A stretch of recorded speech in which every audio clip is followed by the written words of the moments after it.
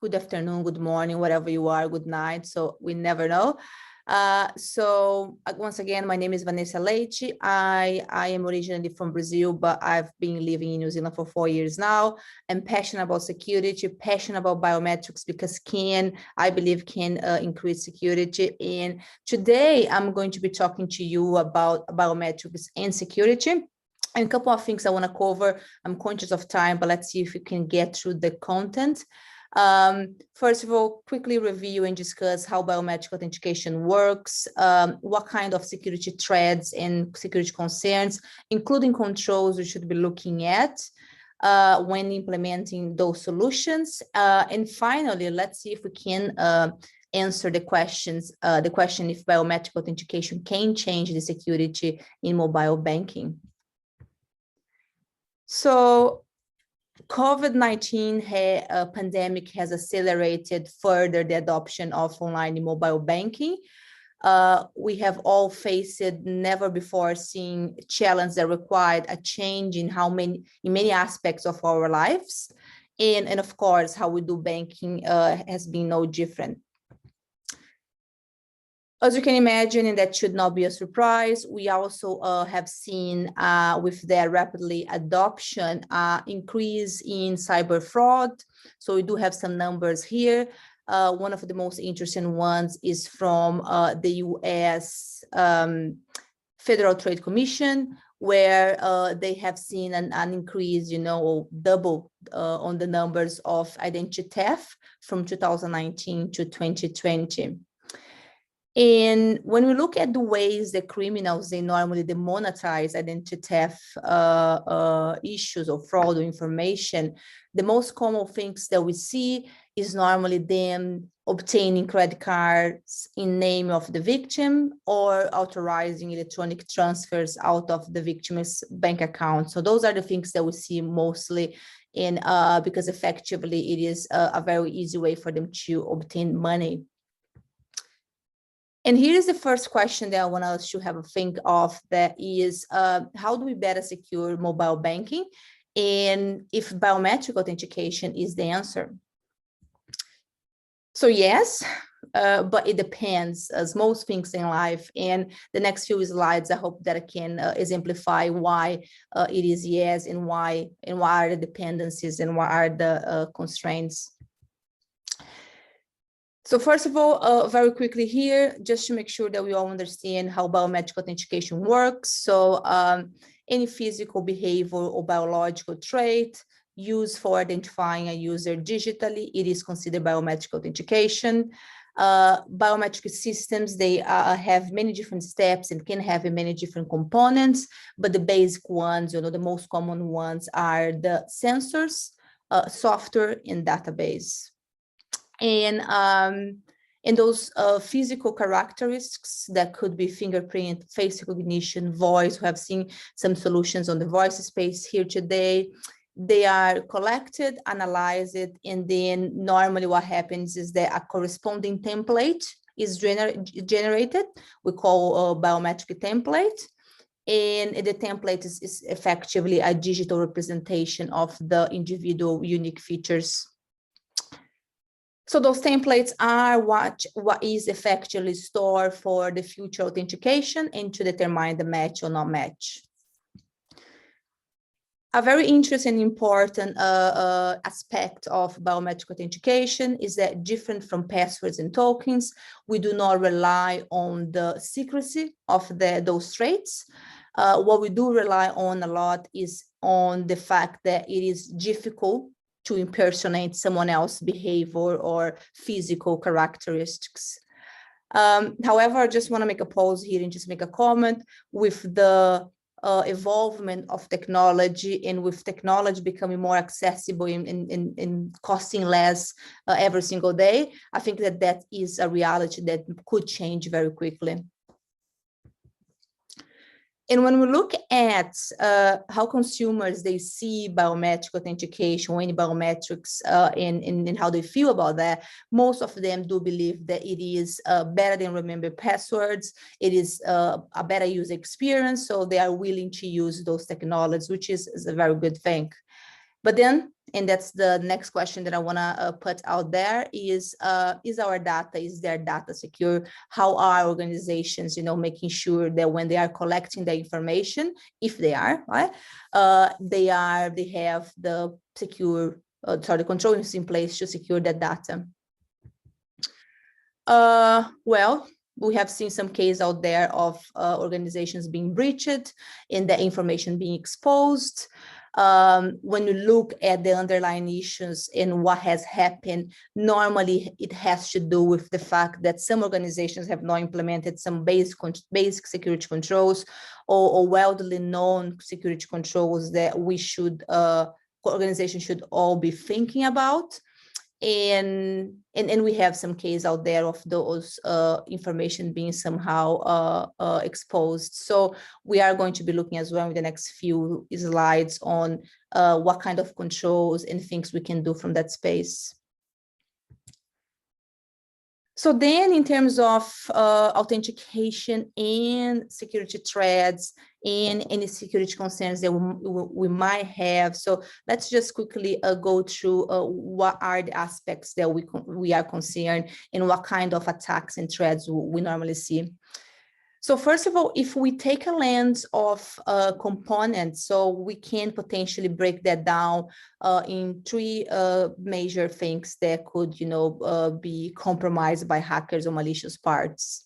So the first one is the user interface. In attacks at the user interface, they are characterized by the presentation of, for example, spoofed biometric traits, or the fact that the sensor is unable to distinguish between fake and genuine biometric traits. We do rely here a lot on the precision of those capture devices, so that's something quite important. And we have seen out there that that can be costly, can be quite expensive, and they are not always 100% secure. But the reality is that there is nothing in life that is 100% secure, right? So it is what it is. And we have plenty of examples out there where those technologies have been somehow compromised. One of the most important ones, and perhaps one that you guys are going to remember, is when Apple first released their Touch ID in 2013, when I think they broke the technology in 48 hours, I think it was something like that. And what they did basically was that they photographed the print from a glass surface. They laser print the fingerprint image on a transparent sheet, and then they smear it with latex. So that was the techniques that the people used. And interesting enough, a similar method was used in 2002 by some Japanese researchers who were probing some fingerprint scanners at the time. So what we can take from here is basically that those technologies, perhaps they are not where they should be. Some of those research and some of those techniques perhaps have not been properly addressed. And again, just it is important to acknowledge that it is not 100% secure. Therefore, we need to have compensating controls around that. We also can have then attacks on the software modules. That one is not very common. We don't see that much happening out there, but it has to do with the fact that someone, could tamper with the integrity of the application or the algorithm behind that. We could also then have attacks on the templates database, and this is one of the most damaging type of attacks, in my opinion, and is one of the types of attacks that we see a lot out there. And things that we could see here and attackers could do here is basically they could tamper with the enrolled templates, and if they are not secure bound to the users, they could pretty much change the link. They could replace, an existing template with an imposter's template. They could store a template and try to play that back to the matcher or to the sensors to gain unauthorized access. So those are some of the things that they would be looking at doing from a database perspective. And that is the reason, and I saw that some of the other speakers have somehow mentioned that. So that is the reason that we should never be actually sharing with central database or collecting those actual biometric traits. We should be generating mathematical representation of those traits, and that should be what potentially would be stored by those organizations implementing or using those systems. On top of that, from a security perspective as well, they should be looking at cryptography in some of the techniques that it is widely known, such as hash functions. Hash function is a one-way function or cryptography system, if you can say, where we take an input, and we translate that, in something that it is meaningless. And that is something that could be applied on top of those things in order to make sure that they are secure. And finally, cryptography more in general. And cryptography, it's important that we remember that provide us with confidentiality, provide us with integrity, authenticity, non-repudiation. There is many aspects of security that that cryptography can provide us with. And that's the reason that's so important that cryptography is throughout the whole process. Very important that we acknowledge and remember that biometric cannot be changed, cannot be resetted as a password could be.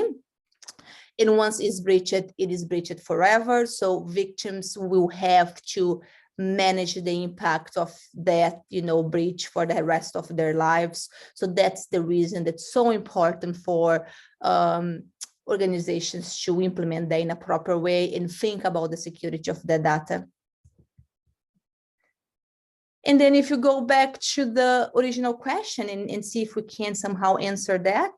So can biometric authentication change the future of security in mobile banking? And if so, how? So I believe that despite of the risks that we just discussed, biometrics can be useful tool in authentication strategies.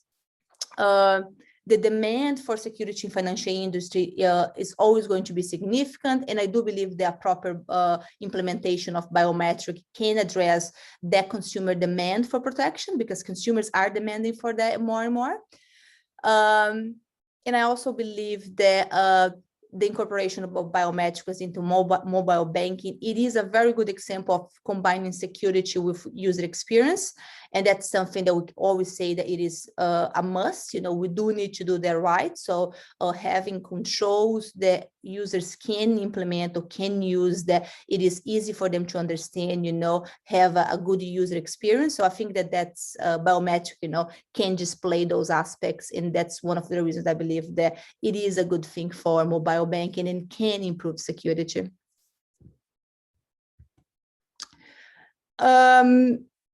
Then as well, of course, one of the aspects that we do need to consider when implementing those systems and technologies is that security needs to be baked in from the beginning. So principles such as security by design is something that should be there.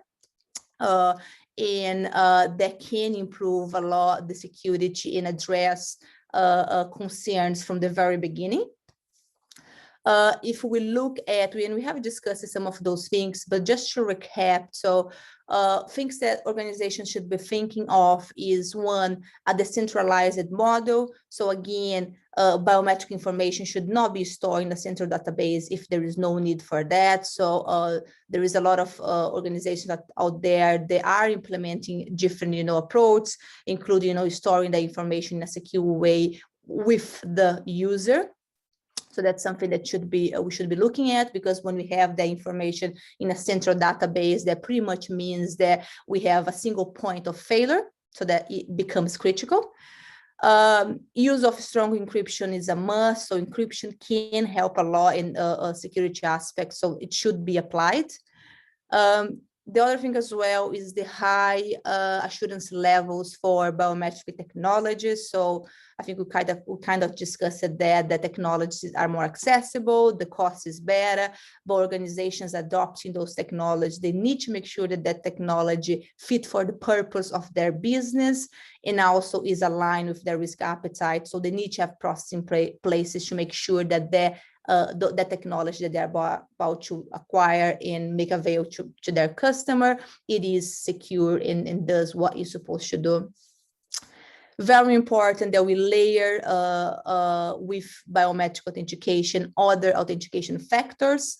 It is same as we say that passwords, one factor is not enough. Biometric by itself, I don't believe that it is enough. So we need to layer that with other technologies and other authentication factors.